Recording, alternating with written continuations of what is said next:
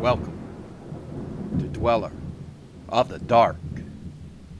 We are a channel honoring the yellowed, black and bone, many prominent authors. We will be digging up several obscure, strange, and forgotten authors who influenced many of the great horror, science fiction, and fantasy writers today. Comment below if you like. If you have authors that you'd like to see recognized, list them in the comments or contact our author page. Authors, always looking for fresh blood. Subscribe and contact us for more information. Subscribe for more tales of the horrifying, obscure, strange, and forgotten. We'll have quite a collection climbing out of the tombs. If you like any of our tales, crush or cut the like button below. You can check out our other stories on YouTube and our websites. YouTube, Dweller of the Dark. Official website, dwellerofthedark.com. On Facebook, Jeffrey LeBlanc Horror Writer. On Amazon, you can find our books. You can follow us on Twitter and Instagram. Children of Horror, journey with us as we are chased through an ancient swamp lit by leprous moonlight as something hisses between the trees. Maybe, on another adventure, we get lost in a dense fog down some forgotten bayou with the howl of wolves all around. Or follow our descent as we become demoniacally transformed from creatures beyond infinite dimensions. These are just a few of our creations. There'll be many more climbing out of the tombs. We dedicate tonight's story to Patty and Linwood Dupre. Thank you for the concept. Stay strong and safe in this challenging time of our lives. Tonight, we present the electrifying congregation of the lightning bug. Hopefully, I have appeased this pesky bug to leave me in peace. For now. You are staggering through a fog-filled street in New Orleans. It's during the horrific COVID-19 pandemic. While journeying into the city's oldest district, the Marigny, you see a heroin addict following a strange group of buzzing insects. The bugs are drawing the junkie into a church on a dead-end street.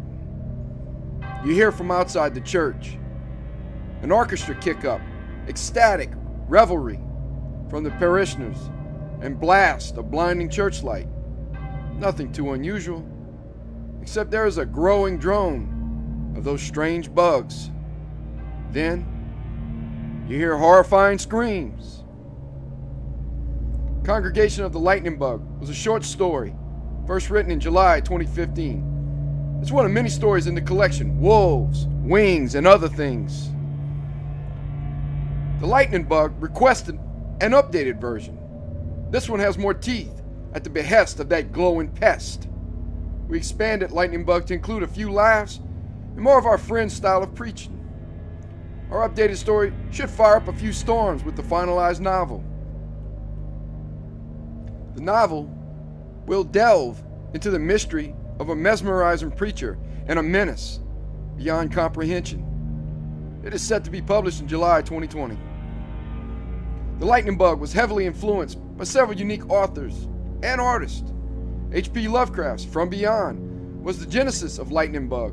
Another influence was Robert Bloch's The Shambler from the Stars, which guided us to creating the dark humor and dread from beyond dimensions. Further influences of the isolation and the disconnected atmosphere came from the band Disturbed's version of The Sound of Silence, written by the great Paul Simon and Art Garfunkel. Most importantly, the story attempts to capture the sense of uncertainty and dark atmosphere due to the global social disconnect of our world at this time. The story and novel will explore the fear of uncertainty and the loss of social discourse and disconnected lives from the shutdown of our society caused by the Chinese Wuhan virus or COVID-19. What is the secret to the sermon of Brother John and his congregation? Can Rodney Abear learn Brother John's lesson before he's late for dinner? Congregation of the Lightning Bug by Jeffrey LeBlanc.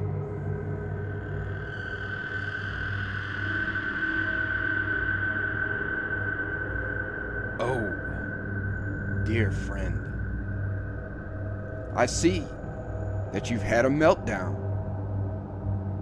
Just remember this final lesson, Rodney Hebert. The vilest of you truly are divine.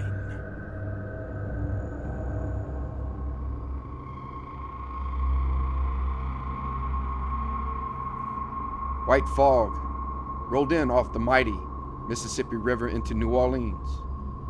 The ethereal mist blanketed one of the oldest communities in New Orleans, the Marigny. As the fog continued to roll off Old Man Water, shadows grew between aged, colorful shotgun houses and shimmering neon signs of local bars such as Mimi's and DBA. As the girl from Ipanema played from one of these establishments, tendrils of vapor stretched on between centuries-old cemeteries. Ancient stones in remembrance of the forgotten dead stood in sharp contrast to the beating pulse of laughter and frivolity. The weathered tombs and all their engineering and decadence were nothing to the audacity of the Superdome and towering skyline of New Orleans. Now, as the dead rose and demons hulked in pits cloaked by Spanish moss, there raged a song from some distant cafe, somewhere in the Marigny. As the silvered moss levitated and slithered, music didn't just echo. Music moved, and it bled into the cobblestone streets. Music breathed rhyme and rhythm in tune with the dark chords of New Orleans' own heartbeat. What was this melody of disconnected angst that so poignantly portrayed the city? The song was a cover of Simon and Garfunkel's epic, The Sound of Silence. It was an updated version, roared out by the heavy metal band Disturbed. It captured eloquently the New Orleans' current insane scene. Between the crazed street preachers and their signs saying, "The end is near, COVID-19," the time of the Wuhan virus pandemic had arrived. In its wake, preaching, isolation, and social distancing had become the law of the land. The song, so long ago written, seemed gospel now to millions horrified to hold hands, to hug, or group together. It captured the terror of the disease that had wiped out not just people, but their ability to communicate, to love. And with the virus holding its own sway over all, death could come knocking for its tribute at any moment. Oh, how the song screamed its warning of disconnect. Never to love as before without caution or dread. Possibly never again to have the closeness of community without the terror of touch. Something lost, possibly never to return, human interaction. Simon and Garfunkel's song seemed prophetic now in the angelic voice of David Draymond, the band's lead singer. It was now the new age of hysteria and panic, brought in by misinformation, misdirection, and most certainly government bureaucracy at its finest. So many questions and so many crazy theories. Was an entire shutdown of the world necessary? Couldn't places be screened and tiered accordingly? Or had we become manipulated by media, government, and corporations for mass control? Was Bill Gates in on the act to get his vaccination depopulation program in place? Had China bioengineered the pandemic with the SCH-07 markers, as was claimed from Wuhan? Was it a deep state inside job from Fort Detrick to bludgeon our communities with fear, and hysteria using 24-hour-a-day news cycling. I watched from afar with my congregation. I laughed at the stupidity of humanity. Whether I believe that this virus was a ruse for human dominance and control, I could hardly care less, as I can attest of my own experiences and exploits of humanity. You are truly sheep. Easily, you are blinded and caged, usually by fear, symbolism, hysteria, and lies. But, alas, I digress. I think it's time to bring some hope and joy back to humanity. It's time for another one of my sermons. They always seem to lift spirits in these days of chaos. And I see a soul ravaged by drugs in need of a change. Rodney. Rodney. Rodney. It's time to wake up. A voice hisses in the night.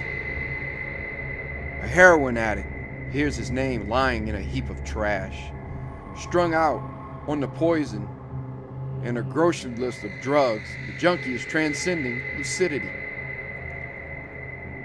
Possibly, while he's in a drug-induced coma, disturbed song reaches his ear, waking him. Maybe his name wakes him. Or maybe it's another crazy religious fanatic across the alley, screaming while holding a sign saying, "The end is near, damn you, COVID-19. But actually, as we examine closer, it seems red roaches or maybe a pile of maggots has crawled across his face, rousing him. "Alice Crenshaw!" The junkie screams into the darkness as if from a dream. The man's name, from what I recall, was Rodney Hebert. That was his name then. What his name is now, or where he is today, doesn't matter. For Rodney is dead. And no one really misses a heroin addict, especially one during a pandemic. One could argue it was the drugs that did him in. Most certainly the argument that living exposed in refuse and vermin shortened his tragic life. But, alas, it was neither that ended the man tonight. Rodney. Rodney. I know your secret. I know. You killed her. There's a hissing laughter as the voice calls out to the addict again. Groggily, as the music rages on, Rodney remembers vague questions from last week. He falls back into a fetal position and thinks of his girlfriend, Alice. Yes, he dreams of Alice Crenshaw with the raven hair, as white maggots wriggle again across his face. Did I kill her? Maybe the virus did it. That's what Dr. Billy wrote. No one wanted to list drug overdose on her examination, especially parents. Is this all just a bad dream? I'll wake up out of this mess and it'll all go away. The drugs, or death. This damn superbug by the Chinese. For a moment, before passing out back into the refuse, Rodney cries and remembers. Mom and Daddy, forgive me after being gone so long. Is any of my family still alive?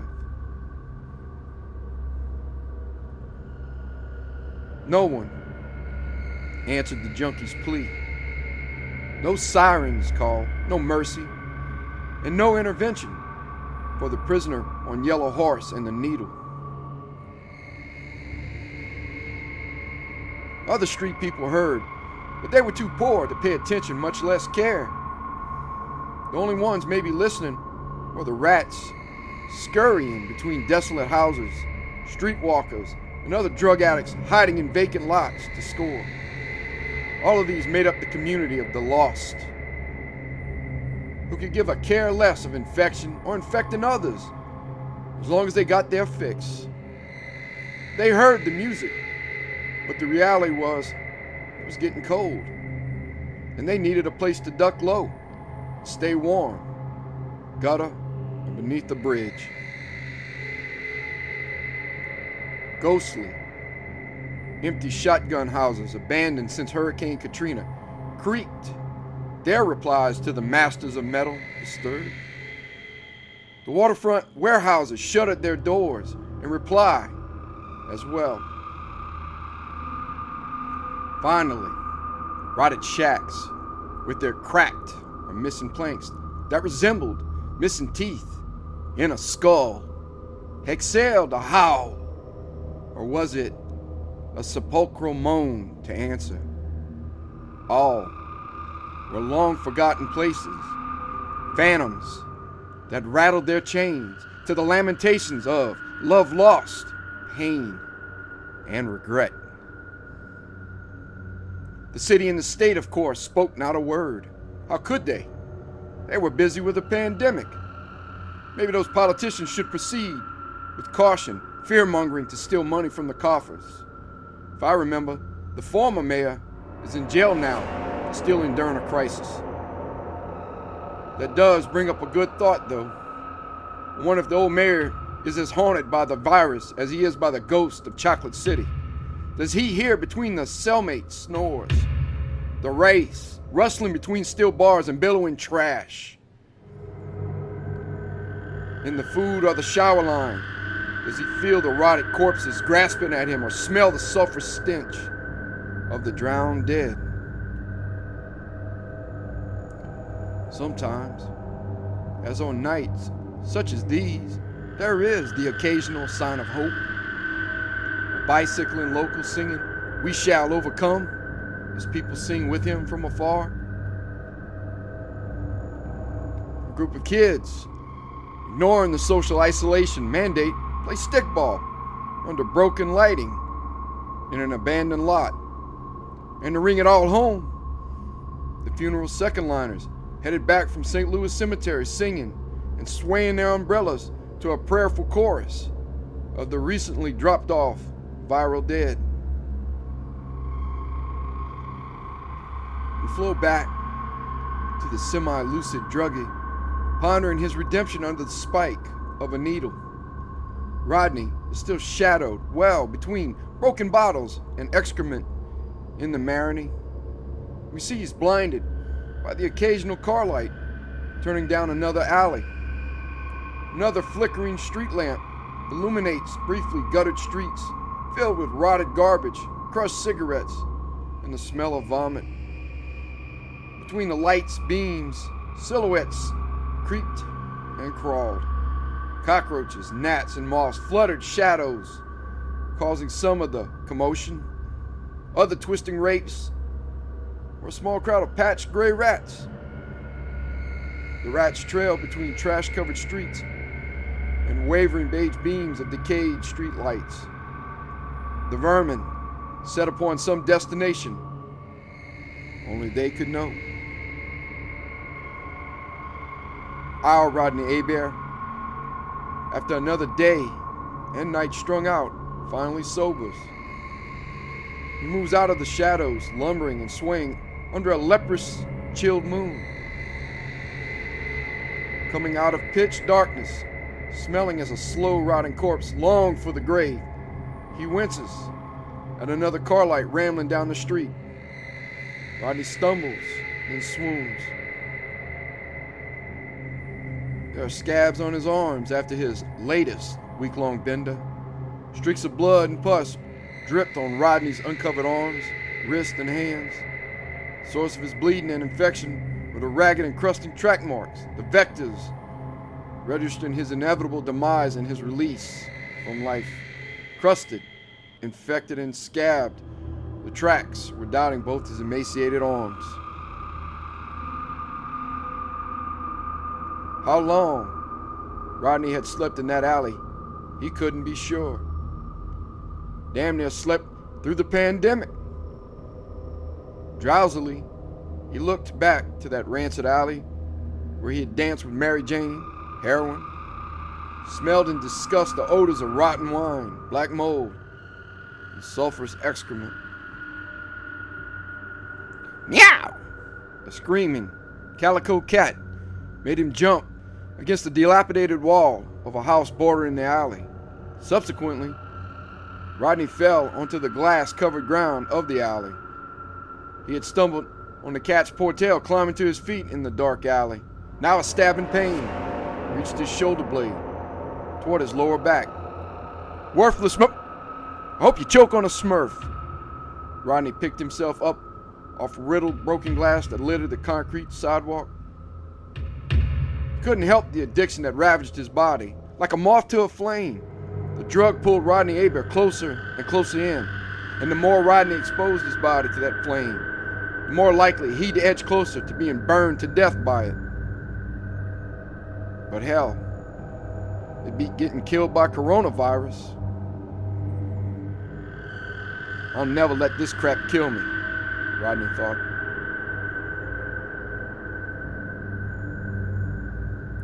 Rodney Hebert knew he could not and would not fall prey to heroin or this Chinese virus. So many of his friends and his girlfriend already had lost their lives to H or far worse drugs like fentanyl. In his mind, Rodney was no druggie, so to speak.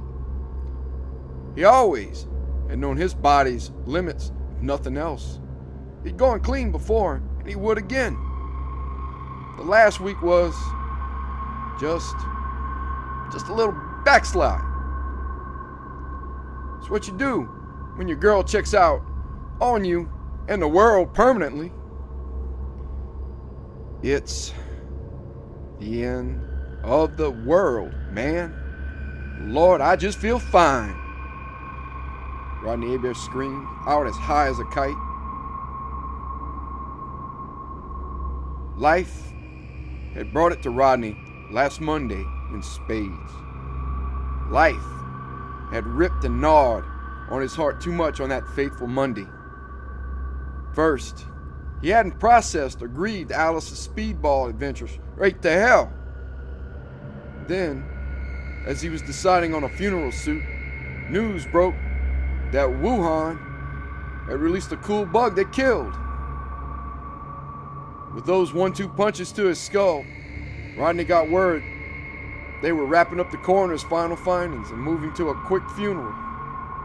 The latter didn't bug him as much. Rodney already knew what the coroner would say. Death by misadventure. But imagine his surprise when they said she was a COVID-19 casualty.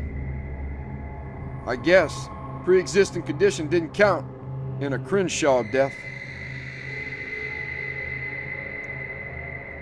Against Rodney's wishes to cremate Alice, Alice's family was packing her into the family mausoleum in Old Metairie. Tempers flared and words of accusations flew naturally by the Crenshaws. By the time of the event, hated looks rifled from not only Alice's mom and her dad, but the whole church. If looks could kill, when Rodney trudged to the coffin, he would have been long dead.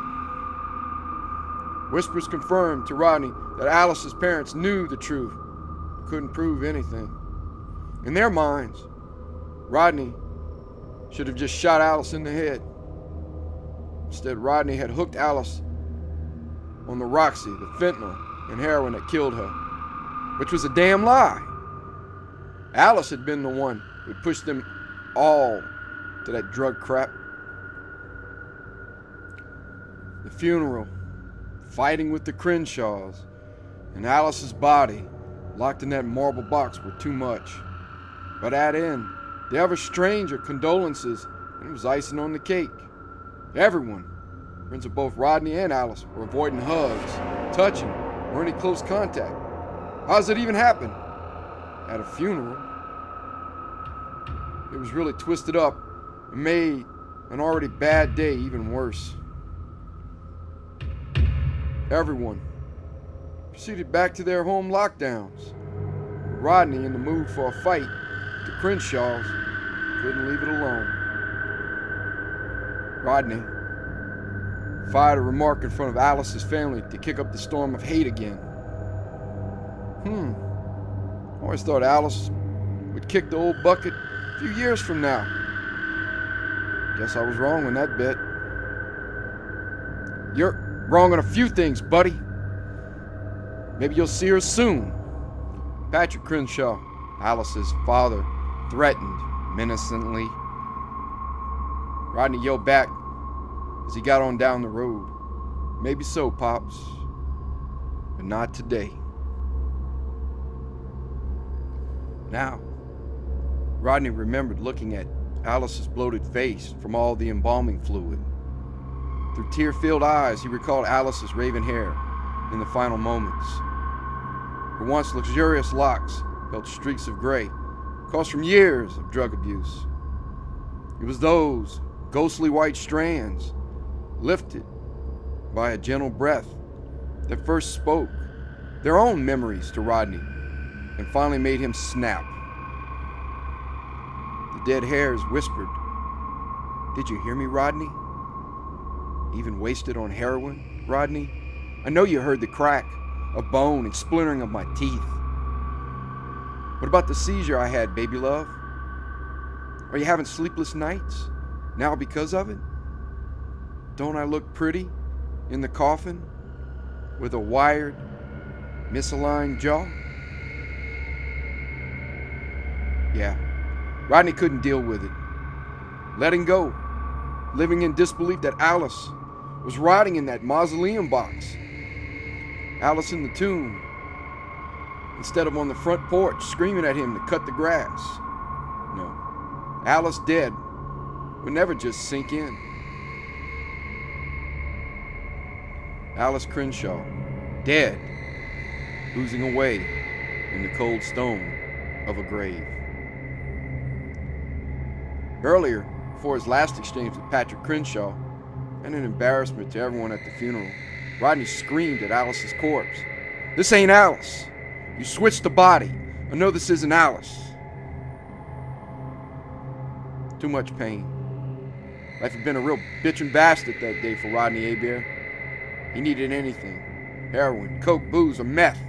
When his dealer, Booger Pete, offered him a low price on the Mary Jane, heroin, he gave Booger his whole paycheck in the parking lot and walked off his electrician's job. A week and one day after his dreams in the alley, smelling ripe, Rodney awoke. It was a misty, early morning when he arose in a vacant shotgun house, ready to take on the world with a clearer head. That morning, he managed to wash his face and body in a nearby bayou. After the bath, Rodney went back to the shotgun house. Inside the 100-degree place, Rodney did something he hadn't done in years. Rodney Hebert read a magazine.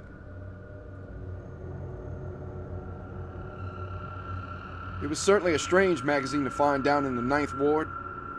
It was an astrophysics magazine. The article Rodney read was discussing the history of the cosmos and the expansion of time in the universe. These topics, long before he met Alice Crenshaw, always had fascinated him. It was in a time when the world was his and nothing would stop Rodney Hebert from earning his degree and moving to Hawaii. But Rodney had slacked on the research work. He'd skipped his lab job to hang out, get high with Alice. And then when he and Alice were the real deal and heavy on the heroin, he dropped the career altogether. For a brief minute, with the fog in his head clearing, The fire was igniting to work some of the old math. Rodney was remembering the calculations and models similar to the ones in the article. For a moment, the fire was back. Then the drug cloud returned. While some ember in his mind wanted to work the math of physics, another thought out loud, I just don't care enough. I need a hookup. Rodney had a moment of conscience, or maybe some form of insane guilt. He saw again Alice's bloated corpse in his head, waking up in her coffin. The formaldehyde leaking corpse sat up and pointed at Rodney Hebert with everyone watching. Rodney then saw in the hellish hallucination Alice Crenshaw break the stitches that had sewed her mouth shut. She shrieked through a crunching and cracking jaw. You made me take the hot dose. You were too messed up to call the ambulance. You let me die. Punching wooden walls of the house, Rodney roared back at the Phantom. I called the ambulance. I told you not to take the crap. You never listened to me. To himself, in the vacant building, he echoed the words that brought relief and a slight shudder from Rodney. Have to forget. I need something. Insatiable need outweighed logic. Rodney slipped back into his former mode to just exist and get by. Would it have been so bad for Rodney Hebert to stay in the 100-degree shack in the 9th Ward and sweat out the junk in his system? Had he stayed in that dilapidated, weed-grown shack, would the course of his life have changed? More importantly, would he have escaped the electrifying reckoning I had in store for him? He left the house to find a quick way to make money. He had a local friend a few blocks away, Stumpy Freelow, who owned a junkyard. Stumpy owed Rodney a few favors from back in the day. Rodney might have to do a little work, but he'd get some cash and be gone. The first ignored bad omen started with Rodney cutting his hand. Reddened and already scarred, he cut the right hand on a rusted can. It wasn't his fault, but then again it was. Rodney, while picking up trash, shoved his hand into the jagged blades of the twisted can. Burning pain rifled up his arm. Pain so intense that even a pill given to him by Stumpy couldn't touch it. Raging mad and in pain, Rodney screamed and hit the scrapyard boss, furthering his troubles. Wiping blood from his nose, the black midget tyrant, Stumpy, didn't waste time. I don't need this, man. You promised me no more bull, man. We're friends, bro. But I can't take the Rodney Hebert crazy train no more. You're fired. Go on, druggy nutcase. Go back under your block, bro. This is the last time, shovel nose. Trying to chill out Stumpy and not get shot by the living mini bowling ball, Rodney fires back. Take it easy, Stumpy. All that stress could kill you. Sorry, blood all over this treasure. I'm leaving, Daddy-O. No need to get personal. Crackhead, just get out of here. I swear. I don't know why I thought you changed. I mean, I can look at you and see you headed for the down yonder. And I don't mean Lockport, you dig? Stumpy goes back to picking out items in the piles of maggot-swarming junk. You hired me because I took a bullet for your sorry butt. Also, I used to work cheap. As for the down yonder, T-boy, it'll smell a hell of a lot better than this. With that, Rodney gave a bloody middle finger to Stumpy and wandered off to the first aid box to fix his hand. Stumpy said one more thing as Rodney left, a bloody handprint on the Band-Aid box. Here, numbnuts, Try not to put it all in your nose or in your veins. Rodney, faking appreciation, said, "So generous, Stumpy. Always a pleasure doing business with the hobbits." $100. A meth addict fortune in the city of cheap drugs. There was a sense of exhilaration and a little upbeat in Rodney's step to his city dealer. Rodney, ghetto rich, used the meager money to buy his fix. Stuff was yellow, crap smelling, but it'd get the job done. Rodney was buying top of the line junk today, horse. He'd have to pace himself to keep his binge going for the next week. It wasn't going to be easy. Rodney's gout from years of abusing his body would be his biggest adversary. Pacing his spikes every 6 hours today for the next 24, he'd feel the flaming gout torches in all his joints. Doing this, possibly, could temporarily render him crippled. Another dismal thought was the muscles in his jaw. They could lock in and crack what little of Rodney's meth-damaged teeth he had left.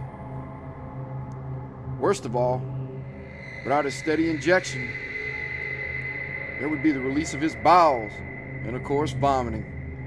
But he could live with the smell. Like last time, he'd wash off in the bayou by his new home. Turning down a side street just off St. Claude, Rodney eyed a local crazy. "Ooh, baby, you like my look?"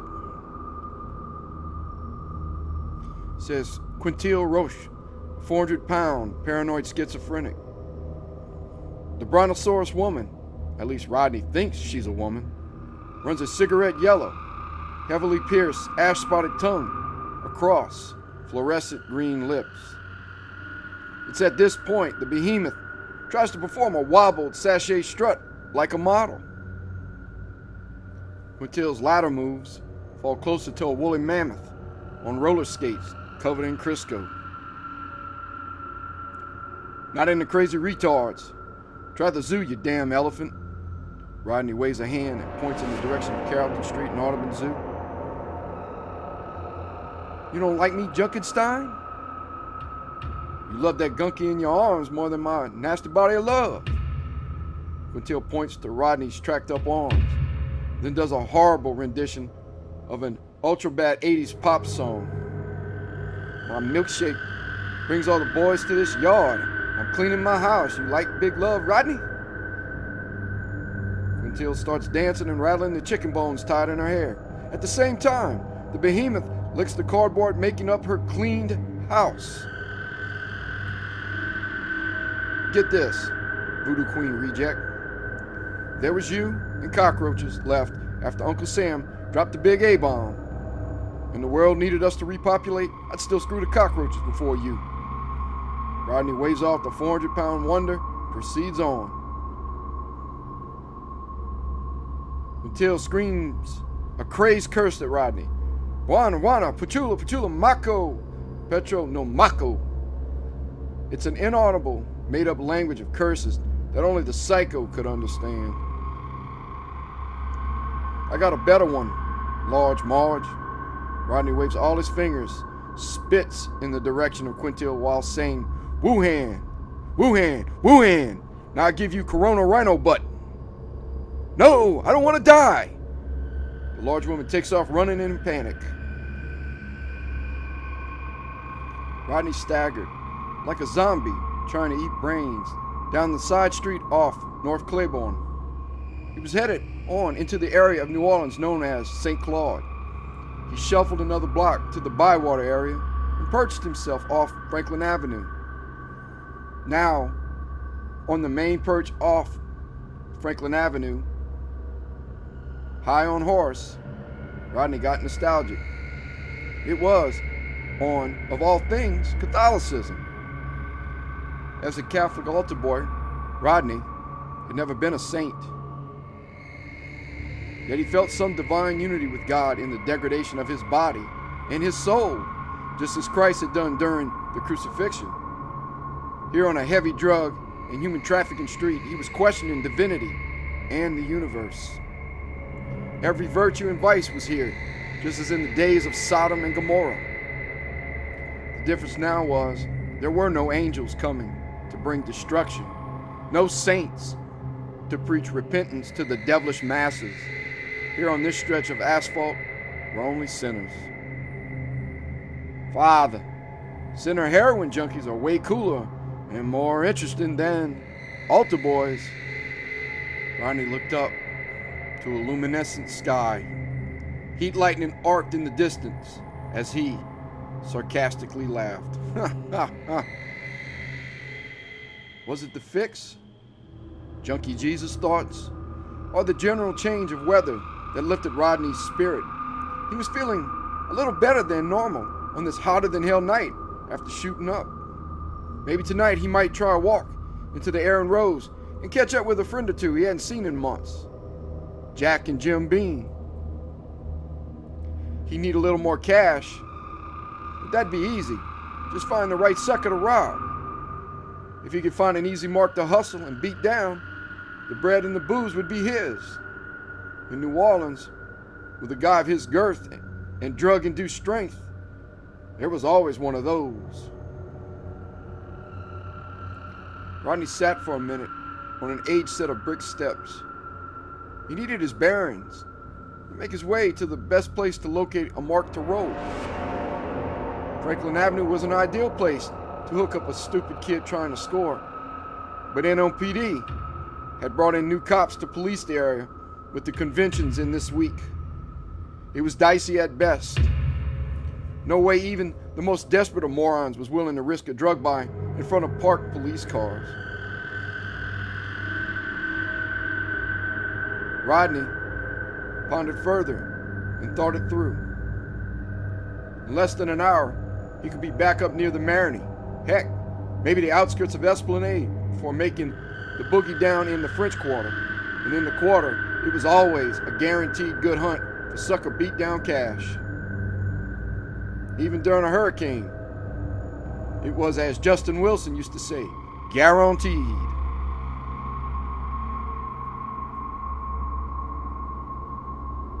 Rodney made up his tweaking mind to first try the skull-cracking project out on the College Kid area of Frenchman.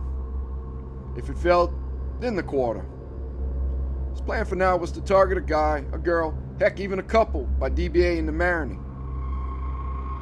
Rodney was almost in a lather thinking of slapping some upper-crust spoiled brats around. After the week Rodney had, choking one out or killing one really might be worth it. Rodney laughed in a reptilian manner as he said out loud, "One less soy boy snowflake to inflict a carbon footprint on the planet." And something peculiar happened to Rodney. From the corner of his left eye, Rodney observed a glowing lavender dust. But dust wasn't an accurate description. The more Rodney followed the glowing specks of lavender hovering in the air in front of him, the more they seemed to move with an alignment. They moved as an organic creature. Rodney thought, they move as flies or bees, but I can't recall ever seeing lavender ones. Must be the dope messing with me. Rodney hadn't really noticed the bugs at first, due to his frustration and impatience to get to the DBA. His gout had edged in during the hike, causing Rodney to limp. Journeying was taking a little longer than expected. Now, becoming distracted with this oddity may have caused Rodney to overshoot Press Street and miss his turnoff. It would mean more limping and his heroin high would wear off. Aggravated by this revelation, Rodney made a circle on Elysian Fields instead of getting south toward the Bywater. Way off course and somewhere off Elysian Fields, Rodney was aware he'd followed the lavender insects instead of his own path to DBA. Rodney said out loud to no one, "Must be the heroin. No way I just followed some bugs to the middle of nowhere." The cloud of lavender stopped just short of a church sign. An intermittent electrical buzz, almost like a strobe pulse, came from the church sign where the lavender insects seemed to hover. He stared on beyond the sign to the entire church structure. Wasn't much to the little place housing the sign's colorful display. That pulse, though, dizzied him with each flash. Rodney's mind was a little out of sorts again. Time orientation to Rodney seemed a little different, too, as he surveyed the place further. What was it about the church that bothered him? Was it the fact he couldn't get an accurate gauge of the size? Or that if the church was a church at all, but rather an illusion of his dope-riddled mind? It was just a shabby, whiteboard structure 60 feet in length and 9 feet in height, with old black roofing. The walls were pitted and splashed with city grime and grayish-brown dust from the streets. The building sat corner-side and easily could have been mistaken for BJ's, one of the last real jazz joints, a jazz place, in another time when Alice was alive, where they met for the first time, listening to the great Little Freddie King. Rodney grimaced, confused, and said, "With my luck and the way my noggin's working, it's probably a straight razor shop or a pool hall." It was the sign that threw off everything. It was an alien passenger. It was foreign, like finding a working hotel on the moon or a barbershop in a pizza joint. And what was the deal with that pulsing hum? "Crazy coming my way here, T-boy," Rodney half mumbled under his scratchy voice. "Bats in the belfry crazy." Rodney went to cross over and zip on down to Franklin Avenue. Or was it Press? It had to be Press. He couldn't be walking in circles on Elysian Fields again. Had he just lost the track of time? Again, Rodney managed to end up back in front of the church building. Rodney Aber took different streets to leave and made different turns, but always ended up back in front of the church, with the lavender insects floating just above the sign. For several hours, Rodney left again and again, yet somehow he ended up back at the building. With his last approach in front of the church, the humming had become high, sharp, scratching sounds. Then, between sounds, there were squelching tones added, which caused Rodney to grab his head and lose concentration. The more the sound carried on, the further it killed his high. Increased sound intensity became an ice pick in Rodney Aber's skull as he made any further attempts to leave. He turned his back, but then he realized in some kind of hazy dream that his legs now carried him closer to the building. The noise in his ears and head were now resolved to a hum, but the low, audible squelch still hung barely. Not since last week, when Rodney watched Alice die in front of him as the two spiked a needle together, did a growing dread and palpable terror grip Rodney. His amnesic actions, he realized, were not the drugs, but possibly caused by the sound. That ever-sweet humming sound, driving him madly, pushing Rodney ever farther toward the doors of the church. Rodney thought, how's this happening? It's forcing me this way. Sound can't take over a mind or make you lose track of time. Or can it? He might love to be messed up, but no matter how incoherent he'd become in a bender, Rodney Ava never went totally amnesic. Losing control of time and his movements terrified him. Creaking and twisting sounds pulled Rodney back to awareness. Rodney had been unaware he had moved to the door of the church and pulled open a creaking screen door. Hands that Rodney Aber felt were no longer his had pulled open the church's screen door, blasting him with inviting cold air. Feverish from the nighttime heat, and the infected cut to his hand, Rodney felt relief from the icy bite inside. How had he again moved and even opened the door without thinking or controlling his actions? Terror grew. Palpable fear sent chills of unease down his spine. Both woke Rodney from his trance. The screened additional door buffered the inside church from the outside furnace of summer heat, chirping and whistling bugs and buzzing mosquitoes. Rodney saw it was a door of the type across houses throughout Louisiana, just an ordinary entrance. But music and laughter and a drone of several conversations beckoned him further.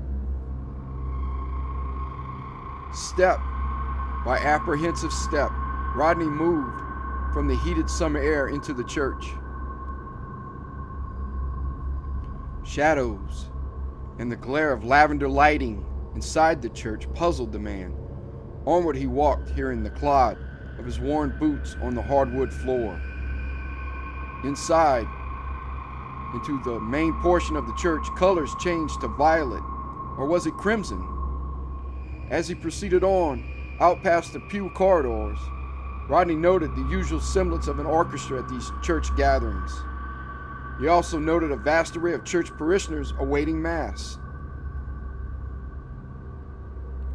Rodney walked on further, enjoying a brief respite of the fever with the growing, frigid cold. Though he was in almost Arctic temperatures inside the church, Rodney Hebert was covered in oceans of sweat. It was most likely from the drugs. Perspiration saturated his head, covered his neck, and dampened his clothes. Slippery hands and slimy boots from the sweat caused Rodney to balance himself by gripping on a nearby pew. In that moment, Rodney felt a spinning dizziness as the world around him became slightly askew. Rodney pulled himself together and caught his bearings.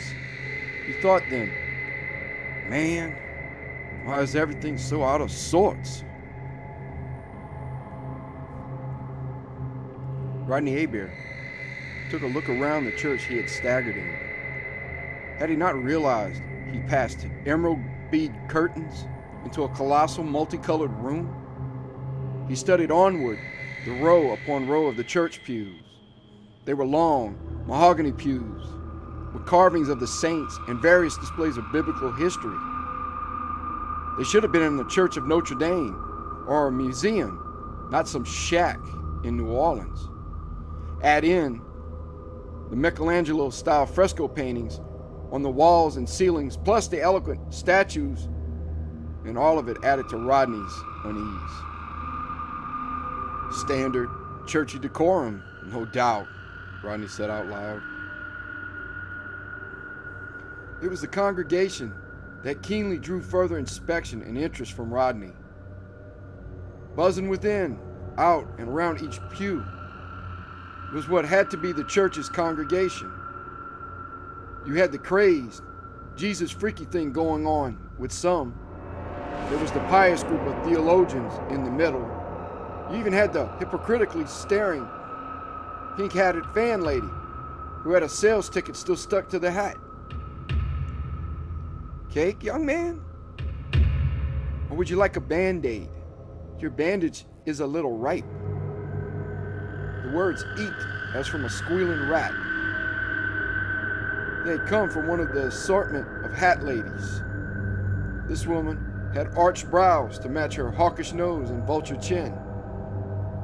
Now let's put a little Band-Aid on the boo-boo. Rodney thought, no matter where you went to church, there's always one hat lady.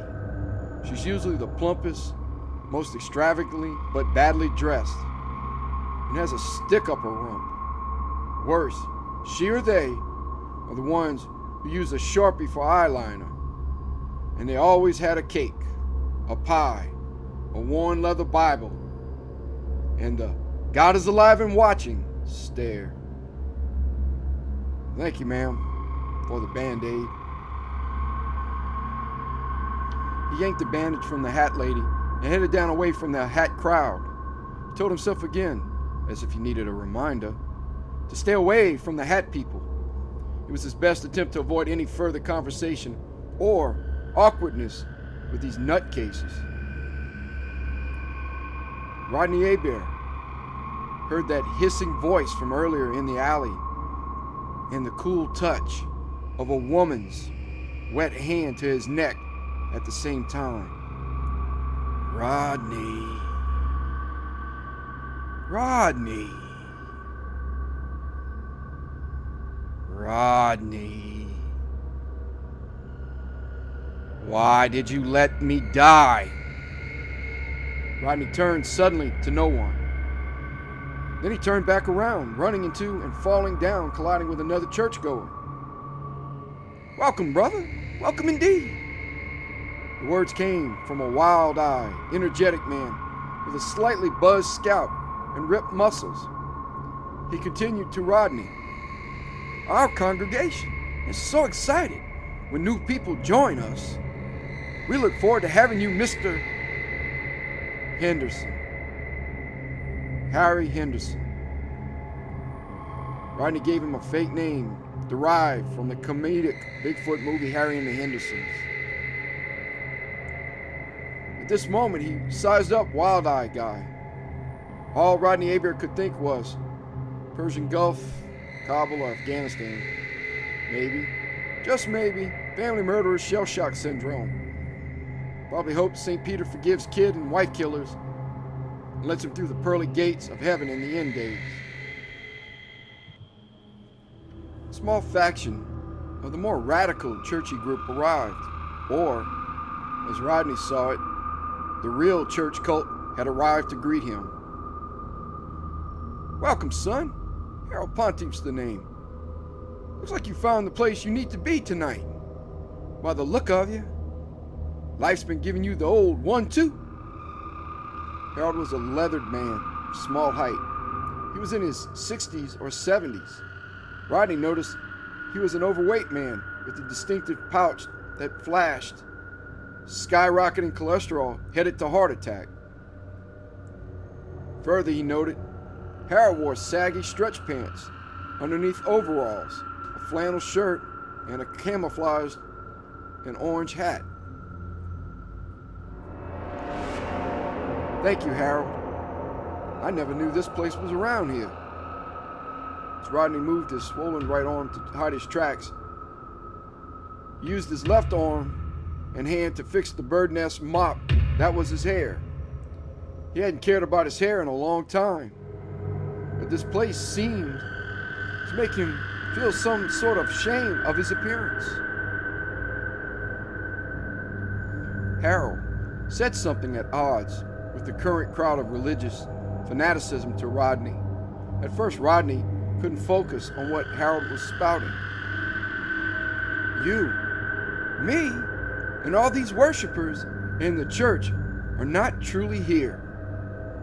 Especially if you believe in the ideology of the quantum perspective, Rodney. But we believe here, Rodney, that these quantum mechanics guys are just poorly educated quantum fanatics. Rodney replied back, but Harold, they are talking about the world beyond, a world where classical understanding breaks down. It's the normal universe that's a lie. The real world is chaos, a place where the law of physics breaks down. Hogwash, Rodney, but you could tell you were a somewhat learned man. Shame how far you could have gone without that junk. Harold looked at Rodney's arms. Anyway, how can we not all be here and feel and eat, Rodney? Like I said, that theories don't amount to a hoot. The blue hat lady this time approached with a piece of cookie cake and ice cream. Why, my child, you look all skin and bones. It's a good thing the Lord called to you when he did. Eat this, and we'll help you get back on track tonight. Rodney could see Blue Hat Lady, Margaret, she said her name was, in the exchange. Rodney could care less of her name, but the onion breath she sent in his direction could gag a maggot. Rodney's final conversation before my sermon was with another person he wished would just kill themselves. She was a former bank teller turned fanatic Bible thumper. The Lord saved me as He'll save you, Rodney.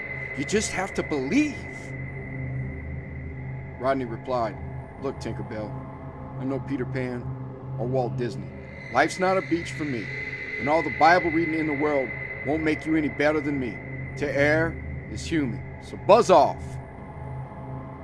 Each person had the overly enthusiastic and resounding, "Welcome, brother." Then they each ended their conversation with prolonged staring and a creepy sneer.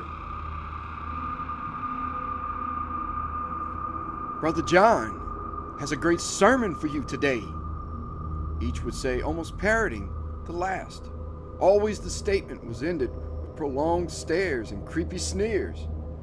Rodney felt the rising unease as the night progressed.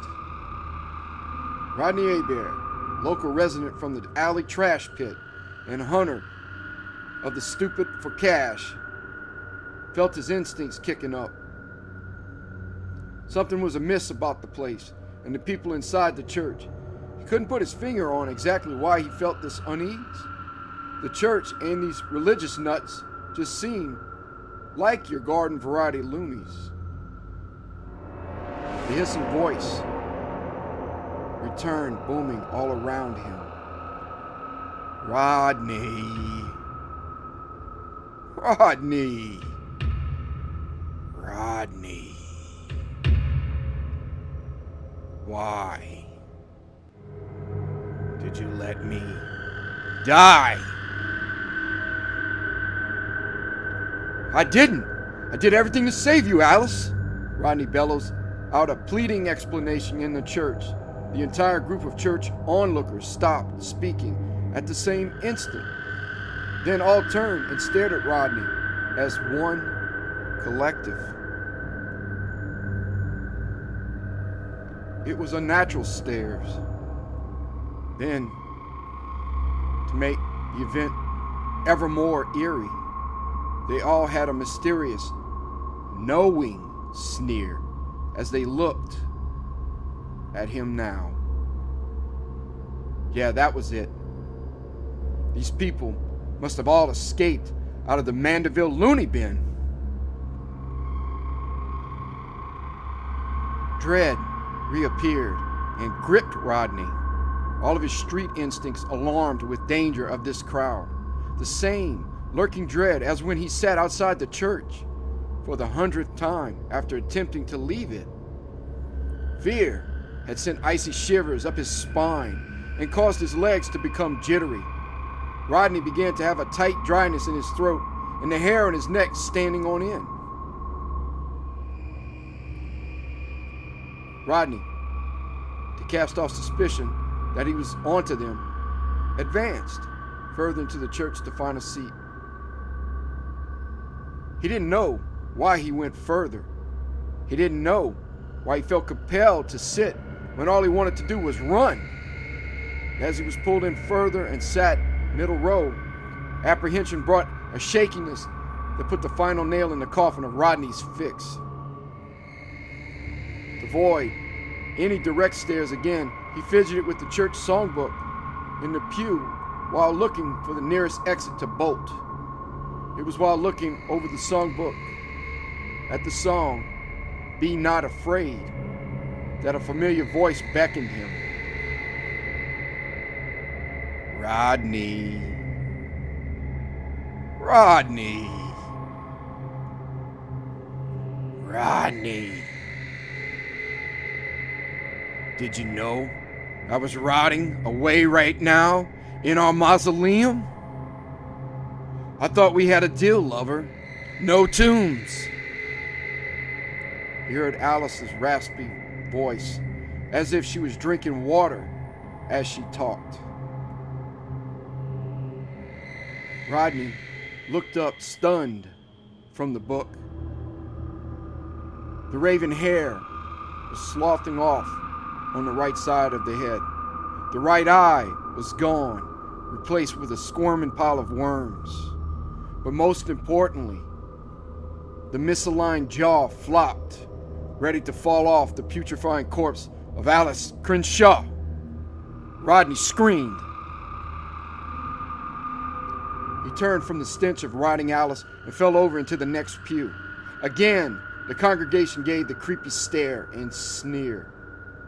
When Rodney climbed back up after falling into the pew behind him, the corpse of Alice Crenshaw was gone.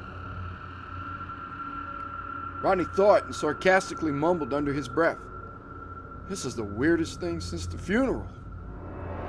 But at least it's not as bad as seeing your girlfriend turned into a formaldehyde piñata." My introduction to Rodney Hebert and my reunion with the congregation began.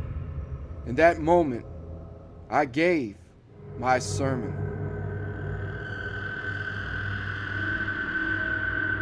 The thief comes only to steal and kill and destroy. I came that they may have life and have it abundantly. John 10:10.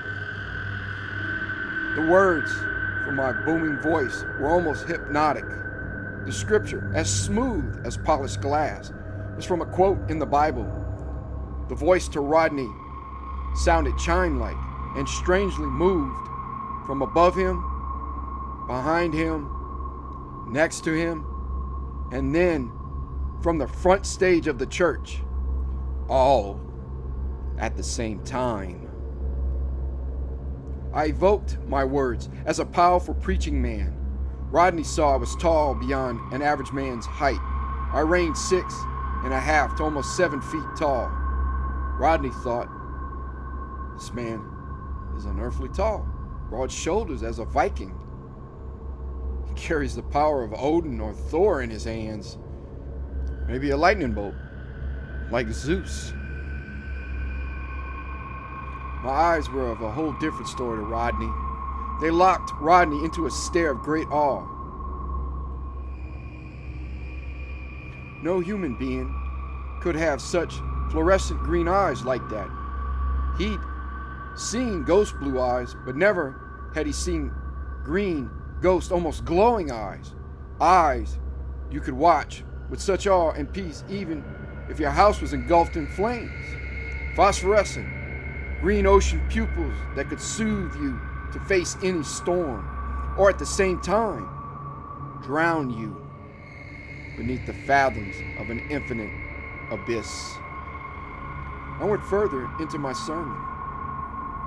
Sisters and brothers, never suffer a thief or a murderer. The fiery gates of hell await such a creation. They come in the disguise of sheep, but truly, they are the ravenous wolf.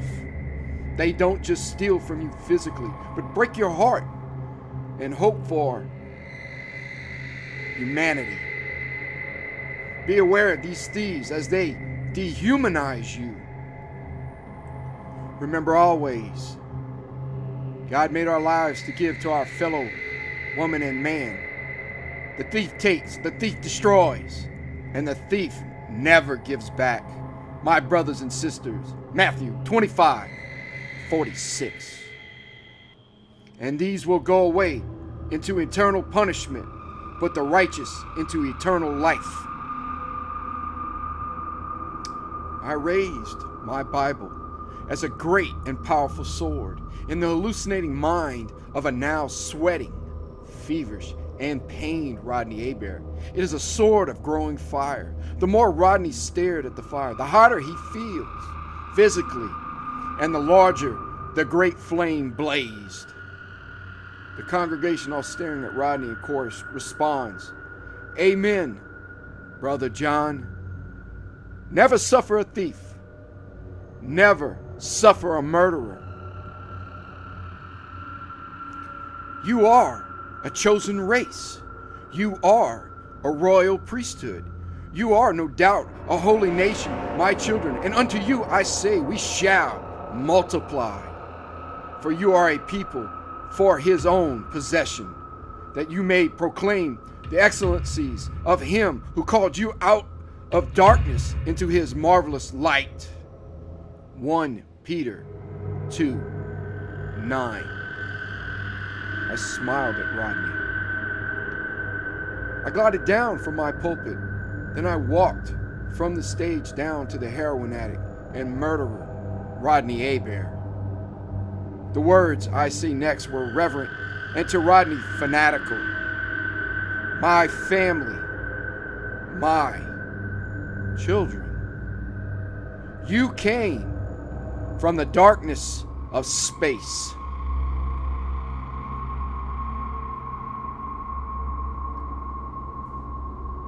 With the pronouncing of these words, my eyes blast into great orbs of light. Rodney can't move. Rodney's eyes, bloodshot and tearing up in panic, cannot turn from the yellow, scorpion fluorescent eyes of me. Rodney can't move even his arms and can't run.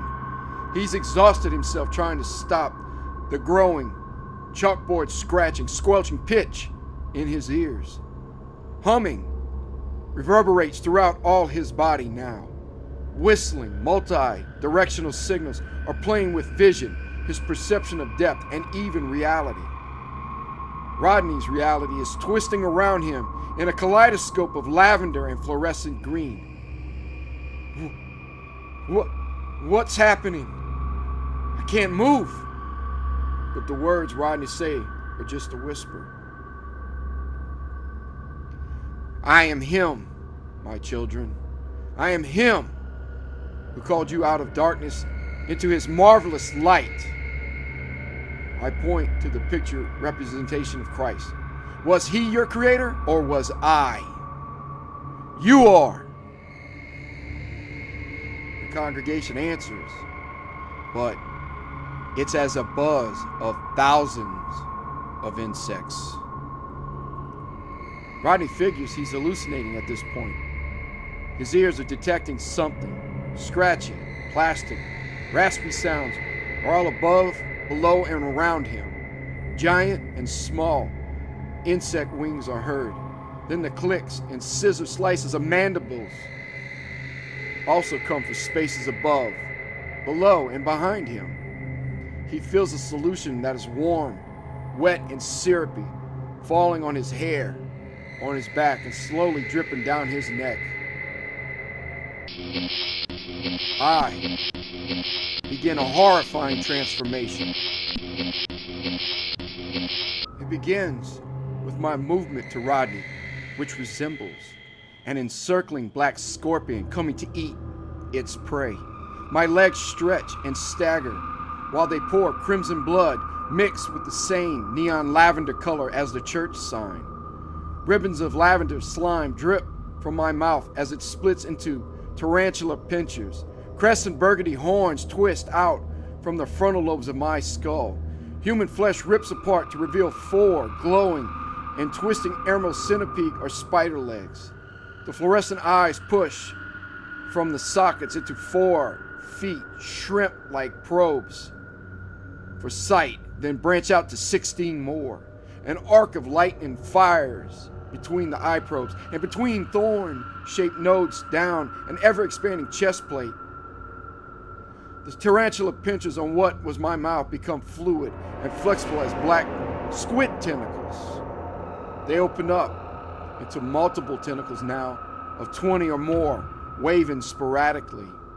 As they split into more squiggly appendages, the tentacles begin to round and show dozens of rows of shark-like teeth.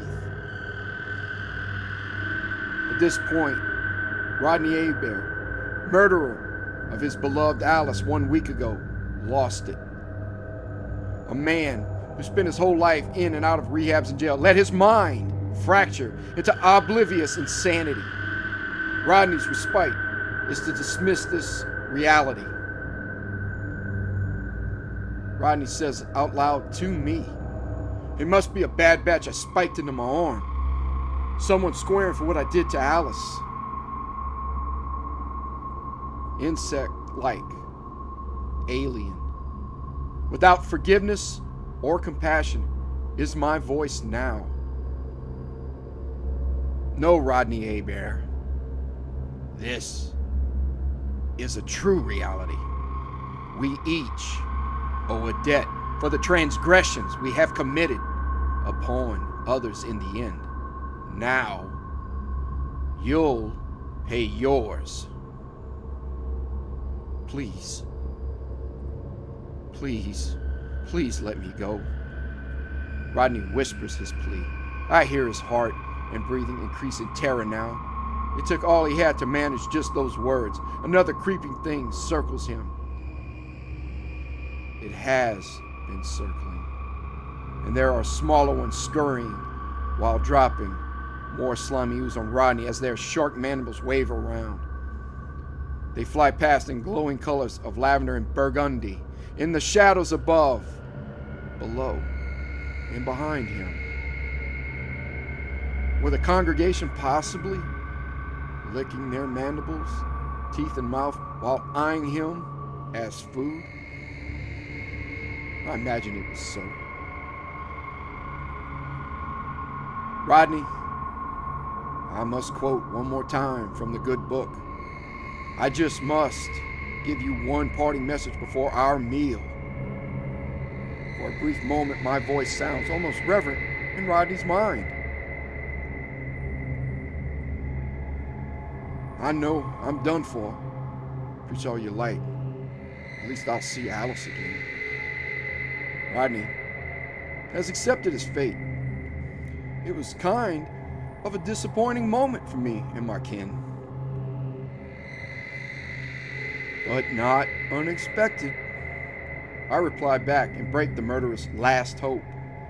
This excites my congregation to no end. Will you see her again, Rodney Hebert? You didn't end your last time on good terms.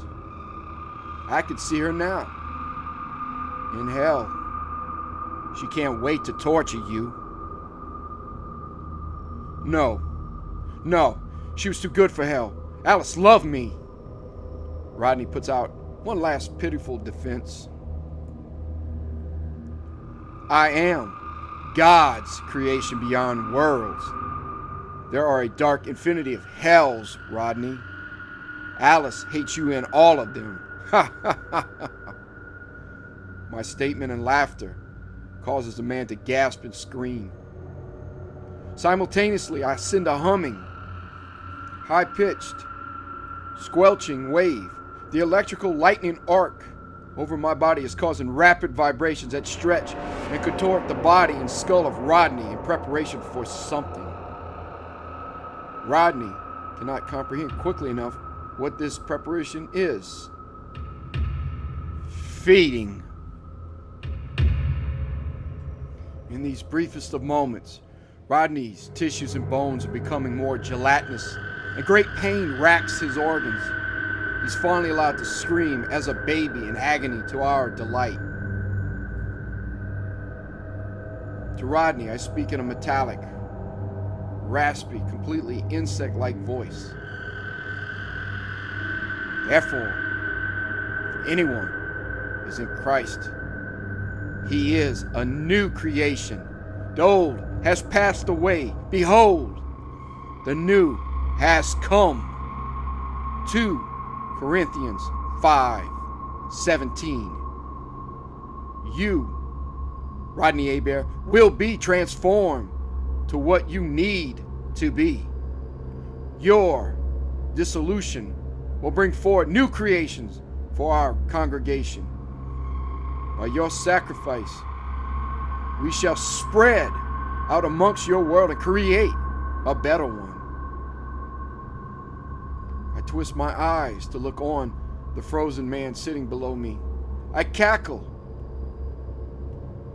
and smell the malignant bile dripping from Rodney's mouth and the strong scent of ammonia and other smells as Rodney's decomposition has begun.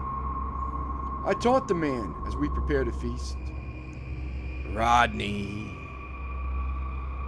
Rodney.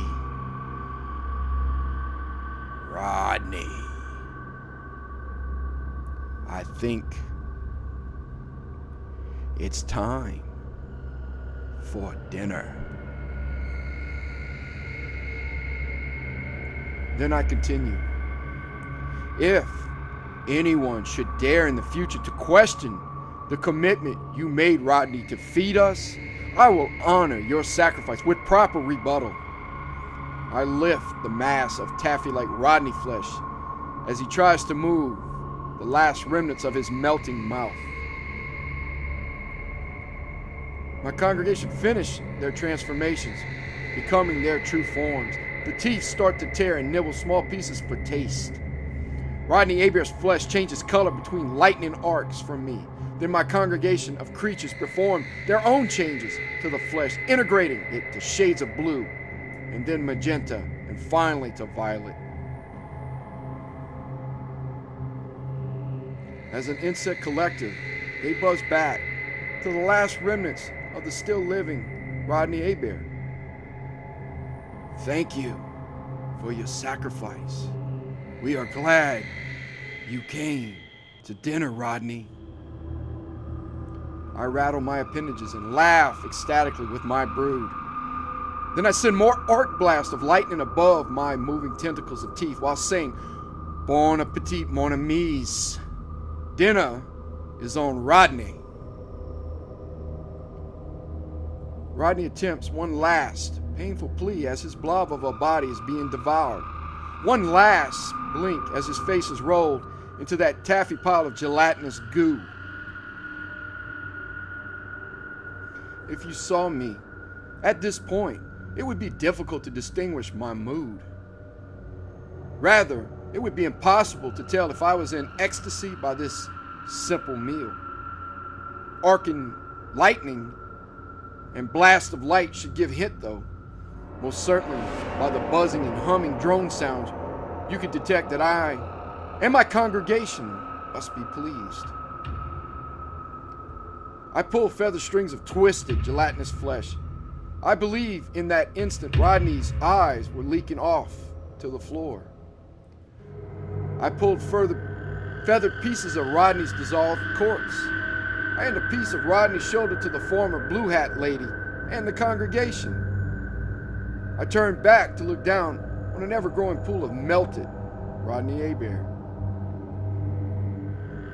These are his last throes of life, and most certainly Rodney's final sobriety. I cackle. Final parting words. Oh, dear friend. I see that you've had a meltdown. Just remember this final lesson, Rodney Hebert. The vilest of you, truly, are divine.